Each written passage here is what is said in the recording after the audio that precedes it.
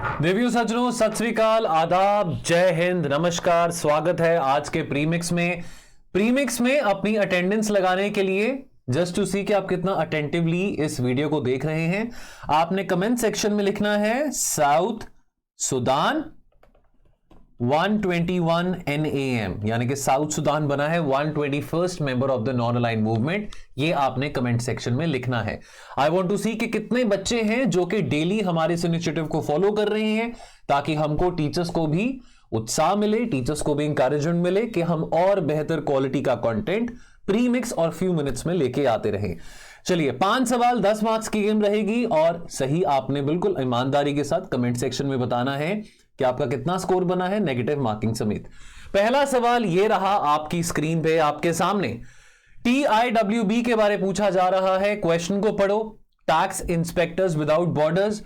Question को पढ़ो, देखो क्या पूछ रहे हैं, करेक्ट पूछ रहे हैं, इनकरेक्ट पूछ रहे हैं और अकॉर्डिंगली आंसर करो। पॉज करके देखो। सही जवाब है दोस्तों ऑप्शन बी 1 और 3।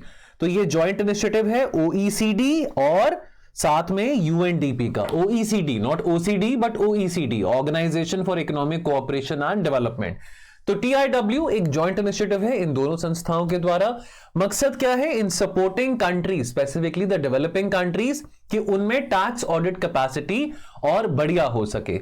तो अंतरराष्ट्रीय कम्युनिटी की जो कोशिश है टैक्स कोऑपरेशन को लेके कि कैसे tax cooperation specifically developing countries और ज्यादा टैक्स मोबिलाइज कर सकते हैं टैक्स पेयर से, और इसके चलते उनके डोमेस्टिक रेवेन्यू में भी मोबिलाइजेशन देखने को मिलेगा। तो ये कोशिश TIWB के द्वारा करी जा रही है, tax inspector without borders programmes.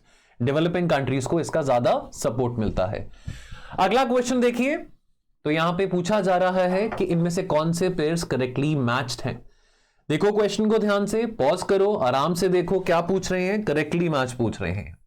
तो मतलब 30 सेकंड का टाइम आप जरूर दे सकते हैं जब आप पेपर भी लिख रहे होंगे अपना, जब प्रीलिम्स देने जाएंगे तो आप जरूर देखिए ध्यान से कि करेक्ट पूछा जा रहा है, इनकरेक्ट पूछा जा रहा है। कई बार ओवर कॉन्फिडेंस में आके बहुत जल्दी हम आंसर कर देते हैं, गलत हो जाता है।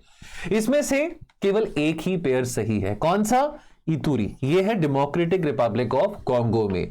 अब दीपका कहां पे है? ये यूक्रेन में है। अब दीपका सिटी वॉज रिसेंटली फरवरी 2024 की ही बात है, it was captured by Russia. यहां पे एक कोक प्लांट भी है, कोक नॉट दैट जो कोक में पीने वाली कोक की बात कर रहा हूं, कोक यानी कि जो कोल से रिलेटेड। और रफा जो है ये कहां पे है? रफा ऑब्वियसली ये गाजा में आता है।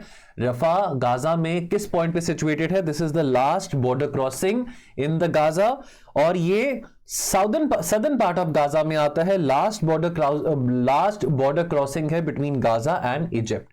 तो यहां पे 3 इंपॉर्टेंट क्रॉसिंग पॉइंट्स आते हैं गाजा में। कौन से वो 3 इंपॉर्टेंट बॉर्डर क्रॉसिंग पॉइंट्स हैं? एक तो आपको मैंने बता दिया रफा, बाकी 2 कौन से हैं वो कमेंट सेक्शन में बताइए। इतूरी की बात करें, कहां पे सिचुएटेड है? North eastern part of democratic Republic of Congo में सिचुएटेड है। इतूरी और कीवो के बीच में बहुत सालों से लड़ाई चल रही है। सिविल वॉर की situation democratic Republic of Congo में पिछले 50 सालों से है। 2 बहुत बड़ी लड़ाई भी हो चुकी है कम्युनिटीज के बीच में, एथनिक कम्युनिटीज के बीच में, बिटवीन नॉर्थ कीवू एंड इतूरी। और आपको इसी क्वेश्चन के एक्सप्लेनेशन में बताऊंगा कि आंकड़ा बताऊंगा कि कितने लाखों लोग डिस्प्लेस हो चुके हैं because of the civil war. अवदीपका जैसे आपको मैंने बताया यहां पे ईस्टर्न पार्ट ऑफ यूक्रेन में सिचुएटेड है। रफा बॉर्डर क्रॉसिंग और उसकी significance, Rafah border crossing is located in the southern most part of Gaza and this serves as the southern most exit point from Gaza which borders the Egyptian Sinai peninsula. ठीक है, यहां पे वैसे मैंने बताया हुआ है कि 3 बॉर्डर क्रॉसिंग्स कौन सी हैं, चलो मैंने भी आपको पूछ लिया, लेकिन फिर भी just to see your attentiveness आपने कमेंट सेक्शन में कमेंट करना है। ठीक है, एंगेजमेंट होना बहुत ज्यादा जरूरी है स्टूडेंट्स का टीचर के साथ। अकेला वीडियो देख के 10 मिनट का 15 मिनट का PDF डाउनलोड करके अगर आप जा रहे हैं तो आप एंगेज नहीं कर रहे हैं टीचर के साथ। Engagement is the purpose. ये जो पर्पस है प्रीमिक्स का फ्यू मिनट्स का, क्योंकि हम आमने सामने तो बैठे नहीं हैं, तो जितना आप एंगेज करेंगे कमेंट सेक्शन में उतना ही हमको भी अच्छा लगेगा कि हम और वीडियोस लेके आते रहें। इतूरी कॉन्फ्लिक्ट की बात करें, ये एक ऑनगोइंग लो इंटेंसिटी एसिमेट्रिकल लड़ाई है between agriculturalist groups the Lendu and the pastoralist Hema ethnic group. कहां पे? In the north eastern part of the DRC। इन दोनों ग्रुप्स के बीच में लड़ाई पिछले 50 साल से ज्यादा से लड़ाई चलते आ रही है। The name Ituri conflict refers to the period of intense violence जो कि डेमोक्रेटिक रिपब्लिक ऑफ कॉन्गो में 1999 एंड 2003 के बीच में देखने को मिला था। आर्म कन्फ्लिक्ट आज तक जारी है। अक्टूबर 30, 2023 की बात है कि यूएन की जो एजेंसी है इंटरनेशनल ऑर्गेनाइजेशन ऑफ माइग्रेशन, उसने ये रिपोर्ट किया था कि जो सिविल वॉर की सिचुएशन डीआरसी में है, that has led to more than 7 million people being displaced. 7 million is a lot of population, that is 70 lakh. और अवदीवका की बात करें तो रशिया ने अपना पहला मेजर टेरिटोरियल सक्सेस पिछले कुछ 9-10 महीनों में अचीव किया by capturing the eastern city of Avdiivka, which is in Ukraine. This happened in February 2024. In fact, this was just 2 weeks back. यहां पे सबसे ज्यादा इंपॉर्टेंट बात क्या है कि यूरोप का जो सबसे बड़ा कोकिंग प्लांट है वो यहां पे सिचुएटेड है, Avdiivka Coke and chemical plant.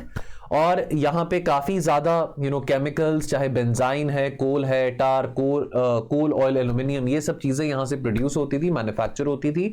लेकिन ये जो कोकिंग प्लांट था, the largest plant in the whole of Europe, ये अब कंप्लीटली डिस्ट्रॉय हो चुका है, सो एंड सो कि इसको रिस्टोर भी नहीं किया जा सकता है। तो प्लेसेस इन न्यूज इंपॉर्टेंट है। न्यूज में जो भी जगहें बनी रहती हैं पढ़नी बहुत जरूरी है। ध्यान से आप जब न्यूज़पेपर पढ़ते हैं, कोई जगह के बारे पढ़ रहे हैं, एटलस में देखिए कि कहां पे सिचुएटेड है। ऐसे क्वेश्चन जब आते हैं, स्कोरिंग होते हैं, ये आपके करंट अफेयर्स की नॉलेज को टेस्ट करते हैं। करंट अफेयर्स की बात करिए, आईआर एक highly current affairs oriented subject है। प्रीलिम्स में पिछले 2 सालों से लगभग 10 से 12 क्वेश्चंस आ रहे हैं, which means anywhere around 20 to 24 marks IR में आते हैं इन योर प्रीलिम्स, और आप इन 20-24 मार्क्स में इजीली स्कोर कर सकते हैं, प्रोवाइडेड अगर आपने करंट अफेयर्स अच्छी तरह से पढ़े हों। अब खूब सारे कन्वेंशंस हैं, खूब सारी ट्रीटीज हैं, बहुत सारे इंटरनेशनल ऑर्गेनाइजेशंस हैं, एग्रीमेंट्स हैं, इन सब को कॉम्प्रिहेंसिवली मैं कवर करने वाला हूं आईआर के क्रैश कोर्स में 12 घंटे। All what you need to invest is 12 hours. That's it. 12 घंटे का ये क्रैश कोर्स होगा और बहुत कॉम्प्रिहेंसिवली पिछले 1.5 ईयर्स के करंट अफेयर्स में कंपाइल करके आपके साथ डिस्कस करूंगा।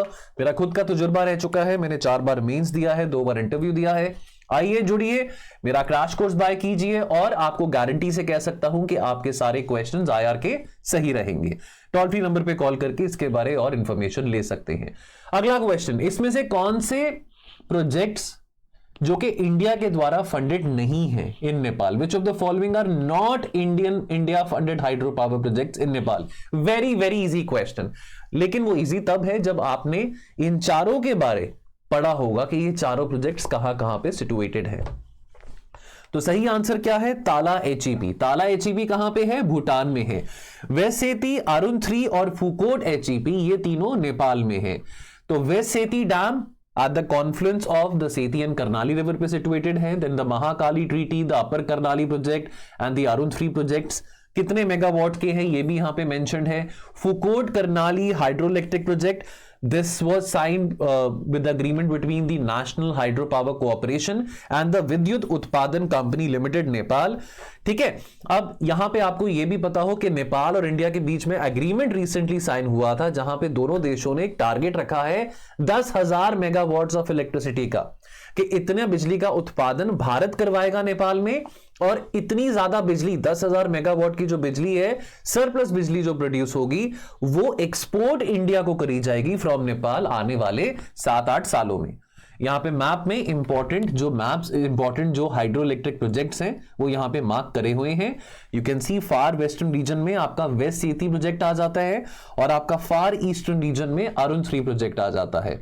अगला सवाल, अगेन ये आपकी फैक्चुअल इंफॉर्मेशन को टेस्ट करने वाला है। इंडिया यूएई के बीच में सेपा अग्रीमेंट हुआ था, फरवरी 2022 में साइन हुआ था। 2 स्टेटमेंट्स आपके पास हैं, आपको क्या पता लगाना है यहां पे इनमें से इनकरेक्ट कौन सी है। मैंने तो यहां पे अंडरलाइन कर दी इनकरेक्ट, लेकिन यूपीएससी या जो भी एग्जाम आप देंगे स्टेट पीसीएस का देंगे वहां पे शायद अंडरलाइन ना किया हो। तो इनकरेक्ट स्टेटमेंट आपसे पूछी गई हैं, दोनों स्टेटमेंट्स आपके सामने हैं, आपको बताना है कौन सी इनकरेक्ट है। पॉज करो, ध्यान से देखो, गलती नहीं करना, जल्दबाजी में गलत नहीं करना। तो दोस्तों दोनों ही स्टेटमेंट्स इनकरेक्ट हैं, फैक्चुअल चीजें हैं। अब यहां पे आपके फैक्ट्स टेस्ट हो रहे हैं। अब आईआर में केवल फेमिलियरिटी ऑफ द टॉपिक नहीं ज्यादा इंपॉर्टेंट, बट फैक्चुअल इंफॉर्मेशन को रट्टा मारना भी बहुत ज्यादा इंपॉर्टेंट है। तो क्या यहां पे गलत हुआ है? दोनों स्टेटमेंट्स इनकरेक्ट क्यों हैं? हाँ, सेपा अग्रीमेंट हुआ यूएई के साथ, उसको झूठ नहीं कह रहे हैं। टारगेट भी $100 बिलियन का था, $100 बिलियन का टारगेट, लेकिन कब तक अचीव करना था? In merchandise, in trade of goods by 2030, not by 2025। Statement में 2025 मेंशन था। और सेकंड स्टेटमेंट, और आपको यह भी पता हो कि भारत और यूएई का जो सेपा अग्रीमेंट है, comprehensive economic partnership agreement, which is more comprehensive, which is 2 steps beyond a free trade agreement, ये भारत का पहला ट्रेड डील है with a major trading partner in more than a decade. इससे पहले जो last significant free trade agreement का जो free trade agreement Bharat का साइन हुआ था जापान के साथ 2011 में, और इस एग्रीमेंट के चलते UAE is set to eliminate, remove the duties on 80% of its tariff lines which account for 90% of India's exports to the UAE by value. India क्या क्या एक्सपोर्ट करता है यूएई को? James and jewellery, textiles, leather, footwear, sports good, engineering goods, autos, pharmaceuticals, ठीक है, petroleum products, ये सब export करता है यूएई को। स्टेटमेंट में क्या कहा गया था? Eliminate duties 100% on tariff lines, नहीं। तो इस बात का आपने ध्यान रखना है कि फैक्ट्स भी आपके करेक्ट होने जरूरी हैं। कोई ट्रेड एग्रीमेंट के बारे पढ़ रहे हैं, किसी भी कन्वेंशन के बारे पढ़ रहे हैं, I know it might sound very irritating कि ये कौन पूछता होता है, बट एनीथिंग इज पॉसिबल। तो आपको फैक्ट्स को रट्टा लगाना बहुत ज्यादा जरूरी है। यूपीएससी में रट्टा भी चलता है, कुछ चीजों पे आपको रट्टा भी लगाना पड़ता है, और काफी चीजों को आपको एनालिटिकली भी सोचना पड़ता है। Last question, again a very easy question, UNDP के बारे में पूछा जा रहा है। 3 स्टेटमेंट है, इनमें से कौन सी करेक्ट है? फटाफट देखो और आंसर करो। दोस्तों राइट आंसर है ऑप्शन बी, 1 एंड 2। इसको वर्ल्ड बैंक के द्वारा फंड नहीं किया जाता। यूएनडीपी में जो कंट्रीब्यूशन होती है, जो फंडिंग होती है, दैट इज वॉलंटरी बेसिस पे किया जाता है by the members. It is funded entirely by the voluntary contributions from the member Nations, ठीक है। और यह बात बिल्कुल सही है। यूएनडीपी का मकसद क्या है? To help countries in eliminating poverty and achieving sustainable human development. इस करके शायद बच्चों को कंफ्यूजन हो सकता है, क्योंकि एलिमिनेशन ऑफ पॉवर्टी की बात करी गई है, तो शायद वर्ल्ड बैंक का यहां पे रोल रहा होगा। एक बहुत इंपॉर्टेंट रिपोर्ट है जो यूएनडीपी के द्वारा पब्लिश करी जाती है, क्या नाम है उसका? ह्यूमन डेवलपमेंट रिपोर्ट, ठीक है। अपनी अटेंडेंस मार्क करना मत भूलना। आई नीड टू नो कि कितने बच्चे रेगुलरली इस इनिशिएटिव को फॉलो कर रहे हैं। कमेंट सेक्शन में कमेंट करिए, लाइक बटन हिट कीजिए, और अगर आप इस चैनल पे पहली बार आए हैं तो हमारे ऐसे और इनिशिएटिव को आप मिस नहीं करना चाहेंगे, सब्सक्राइब भी कीजिए हमारे चैनल को। जाने से पहले आपको बता दूं, सीसैट का क्रैश कोर्स भी हमने निकाल दिया है। सीसैट जो कि बहुत ज्यादा इंपॉर्टेंट हो गया है, 66 मार्क्स 67 मार्क्स लेके आने भी बहुत मुश्किल हो रहे थे बच्चों के लिए। तो बहुत सारे बच्चों की रिक्वेस्ट पे हमने सीसैट का क्रैश कोर्स लॉन्च कर दिया है। 100 से ज्यादा वीडियो लेक्चर्स रहेंगे, सीसैट कवर करा जा रहा है। कॉस्ट क्या है इसकी? 2999। और इंफॉर्मेशन के लिए टोल फ्री नंबर पे कॉल कीजिए। बाकी मिलते रहेंगे। Tata, good night, bye bye, take care.